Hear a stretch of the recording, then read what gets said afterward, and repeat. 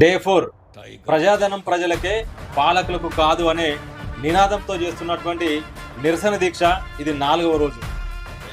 తెలంగాణ ప్రభుత్వానికి సీఎం రేవంత్ రెడ్డికి మళ్ళీ గుర్తు చేస్తున్న తెలంగాణ రాష్ట్రంలోని పేద ప్రజల సంక్షేమం కోసం, అభివృద్ధి కోసం 5 అంశాలను అమలు చేయాలని, ప్రజాధనం ప్రజలకే పాలకులకు కాదు అని మిమ్మల్ని డిమాండ్ చేస్తా ఉన్నా. నెంబర్ 1, రాష్ట్రంలోని పేద విద్యార్థులకు నాణ్యమైన విద్యను ఉచితంగా అందించండి. నెంబర్ 2, రాష్ట్రంలో ఉన్నటువంటి పేద ప్రజలకు మెరుగైన వైద్య సేవలను ఉచితంగా అందించండి. నెంబర్ 3, యువతకు ఉపాధి అవకాశాలు కల్పించండి. నెంబర్ 4, సమన్యాయాన్ని అందించండి.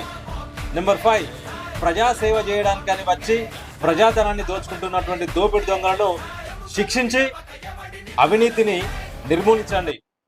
వీటిని అమలుపరచడం ద్వారా రాష్ట్రంలోని పేద ప్రజల సంక్షేమంతో పాటు రాష్ట్రాభివృద్ధికి మీరు మేలు చేసిన వారు అవుతారని చెప్పేసి ప్రజాధనం ప్రజలకే అనే నినాదంతో మిమ్మల్ని డిమాండ్ చేస్తా ఉన్నా.